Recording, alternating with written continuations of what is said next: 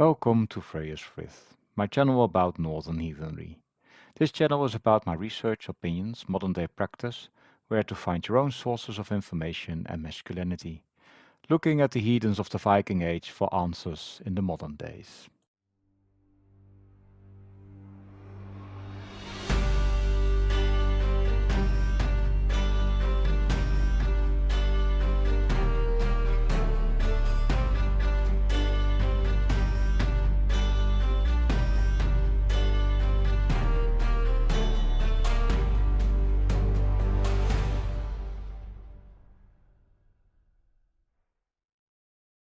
Today I want to take a first look at masculinity, what the old masculine ideal was in the Nordic world, and why it fits masculinity so well. Now I know there are many voices out there, influencers, creators, authors, each with strong opinions about what a man or woman should be. I'm not here to say they're all wrong or that I have access to some higher truth. What I do believe is that our ancestors had remarkably good sense of masculine values and that those values still ring true today. And before we begin, I want to make something very clear. Whatever path you walk, whether in spirituality, masculinity, or anything else, never push others down to lift yourself up, because that's not growth. True strength comes from working on yourself, not from snubbing your nose at others. In the Viking Age, the highest compliment a man could receive was to be called Drengr. Originally, this word referred to a brave, honorable, often young warrior. Over time, it came to include merchants and seafarers. Whatever a man did to be called Drengr, he had to live by certain core values. Different sources emphasize different traits, but when we bring them together from sagas of the Icelanders, from the Havamal, and other old texts, we find a consistent set of ideals. Let's look at them one by one. Bravery. A Drengr was expected to face danger without fear. Physical strength mattered, yes, but so did mental resilience. Honor. A Drengr acted with integrity, even towards enemies. Reputation and self-respect were valued highly. Fair play. Whether in combat, sports, trade, or daily life, fairness was essential to maintaining one's honor. Loyalty. Loyalty to kin, comrades, and leaders was non-negotiable. Betrayal was one of the worst possible offenses. Oath was sacred. Resilience and responsibility. A Drengr was strong, reliable, and accountable for his actions, in battle, in trade, and in personal life. Hospitality and generosity. Welcoming guests and sharing resources were signs of status and honor. Discipline and restraint. The Drengr ideal valued self-control and wise decision-making. Power without discipline was seen as folly. Assertiveness. A Drengr was decisive and bold. He was not passive and acted when he needed to. These values come to us through the Icelandic sagas like Njal's saga, Egil's saga, Gisli's saga, and the tale of Thorstein's staff-struck, as well as from the Havamal in the Poetic Edda. And if you want a great summary of Thorstein's story, I recommend Jackson Crawford's channel. I'll link to it in the description. These Drengr values weren't meant only for warriors of the Viking Age. They reflect a deeper, timeless understanding of masculine character, one that is still relevant today. But to understand why these values fit men so naturally, we need to look at something biological: testosterone, the primary male hormone. Now, there's a lot of talk about testosterone these days, often either glorified or demonized, but in truth it's neither good nor bad on its own. It's part of what shapes the male behavioral spectrum, how men respond to challenge, risk, and responsibility. Healthy testosterone levels in men are associated with assertiveness, motivation, competitiveness, confidence in social interactions, improved mood, emotional stability, increased risk-taking and exploratory behavior, and, interestingly, a greater willingness to hold minority opinions. It's also true that testosterone can amplify aggression, particularly when status, justice, or fairness feel threatened.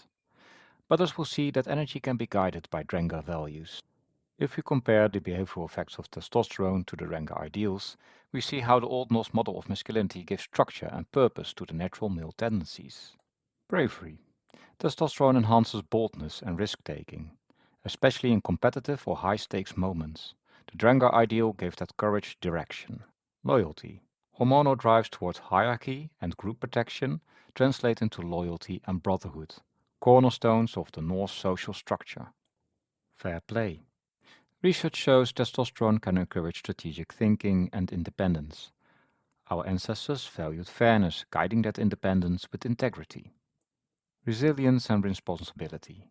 Healthy testosterone supports motivation, energy, and emotional stability, traits the sagas associate with dependable men. Hospitality and generosity. Though less direct, generosity in Norse culture often signaled leadership and confidence, both supported by healthy masculine energy. Assertiveness, perhaps the strongest connection. Testosterone directly supports assertiveness, ambition, and the drive to act, exactly what the Drengr was expected to embody. So we can see that the Drengr code didn't suppress masculine instincts, it shaped them, it gave direction to power and purpose to strength. And where testosterone might otherwise lead to domination or aggression, these values channeled it into courage, fairness, and protection. There's one warning in the sagas of the Icelanders that I want to mention: to act in revenge and the endless cycle of revenge. This is a failing that we should not fall for. As is shown in the tale of Thorstein Starstruck, there are better ways to prevent such an endless downward spiral. How can we live these values today in the modern world, far removed from the Viking Age? Let us look again at each of these ideals and how they can still guide us. Bravery. Bravery doesn't mean being reckless or aggressive. It means having the courage to face what's necessary, even when it's uncomfortable. Sometimes conflict can't be avoided. That doesn't mean we throw diplomacy out of the window, but it also doesn't mean we let others walk all over us. Bravery is acting when fear tells you not to. It's speaking up when something isn't right. And it's knowing when fear is wise, when it's time to step back before things go too far. True courage is guided by wisdom and restraint. Honor. Honor means keeping your word, even when it's inconvenient. It's acting with integrity in relationships, in your work, and yes, even online. Avoid hypocrisy where you can. It's hard. We all fall for it sometimes. But when someone calls you out, take it as a chance to grow. Own your mistakes. Set them right if you can, and most importantly, learn from them. Honor isn't about perfection, it's about accountability. Fair play. Compete honestly, respect the effort others put in. Manipulation or deceit might bring short-term rewards, but they leave behind an empty victory and often a damaged reputation. True strength lies in playing fair, even when no one's watching. Fair trade. Trade and business were part of Norse life too, and fairness mattered there as well. Conduct your work ethically. Pay fair wages, ask fair prices, and support practices that sustain both people and land. Honor doesn't stop when money is involved. Hospitality. Hospitality was a sacred duty to our ancestors, and it still matters today. Welcome others with kindness in your home, your workplace, or your community. Offer the hospitality that you would want to receive. But remember, it goes both ways. Be a good guest. Respect the rules of another space and don't let inhospitable people take advantage of you. Kindness and boundaries can coexist. Restraint and discipline. Discipline and self-control are what keep strength from turning into chaos. Avoid impulsive reactions or rash decisions. Train both your mind and your body. Moderate food and drink, especially alcohol. And take the good advice from Hormonal, and don't let alcohol turn you into an idiot. Act when action is needed, but make sure your reason guides your instincts. Assertiveness. Assertiveness isn't aggression, it's standing firm in your values, setting clear boundaries, and leading with confidence. Don't choose inaction because it's easier. Consider the consequences, then act with purpose. Assertiveness is the voice that says, "This is who I am, and this is where I stand." Loyalty. Loyalty is the glue that holds communities together. Be dependable to your friends, your family, your kin, and your word. Defend those who rely on you. And if you must part ways with someone, do it honestly. Don't ghost, don't disappear. Speak the truth even if it's uncomfortable. That's what separates a loyal person from a cowardly one. Resilience. Resilience is strength through endurance. Adapt to hardship, learn from failure. Keep going when others quit. But also know your limits, because burning yourself out helps no one.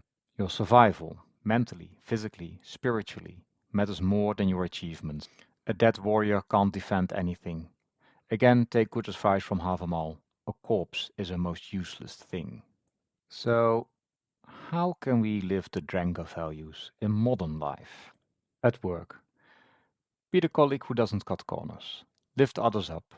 Own your mistakes. Be loyal to your company as long as your company values you. If it doesn't, remember that your loyalty should never be wasted on those who see you as disposable. In relationships, show loyalty, honesty, and emotional courage. Don't ghost, communicate. That's how trust grows. Online, resist trolling, resist cancel culture. Be a voice of reason and fairness in a sea of outrage. And in conflict, choose resolution over escalation, but never back down from defending what's right. So, as you can see, these are not forgotten values. They've always been with us, and they still matter today. Life can be complex. It can feel like we're fighting on every front, at work, at home, and in our heads. And in such moments, integrity and fairness can seem like a luxury. But these values are not about perfection. They're about direction, about striving towards something higher, even when we fall short. These are not some utopian ideals you have to live up to. These are values we strive to uphold. So it's okay to pick your battles, decide who and what deserves your loyalty, and when you stumble, make it right. That is the way to be called Drengr by others, though they might not literally do so, but a compliment similar to it maybe. The Drengr ideal and the biological foundations of masculinity are deeply compatible, back in the days of our ancestors and in the modern day. The Norse understanding of manhood reflected not just culture, but human nature itself. That's why I believe these values remain a solid foundation for men today. They encourage strength without cruelty, confidence without arrogance, and honor without rigidity. Our ancestors lived in a harsh world. They knew that survival required courage, cooperation, and respect, and they passed down a model of masculinity that balanced strength with wisdom, power with restraint. So if you're a man searching for what it means to live with integrity, courage, and purpose, you could do far worse than to learn from the Drengr ideal. It's not about trying to be a Viking. It's about living with the same spirit, to build, to protect, to give, and to stand firm when it matters most. If you want to learn more about these ideals, again I refer you to the sagas of the Icelanders, the Poetic Edda, and the tale of Thorstein Staffstruck. For more information on testosterone, I'll include some relevant research and sources in the description. If, like me, you enjoy digging into both the historical and scientific sides of this subject. If you liked this episode, please like and subscribe to join me on this journey through the wisdom of Northern heathenry. And I'll leave you with this blessing. Fertility upon all the good things you sow. May they grow strong, and may your harvest be abundant.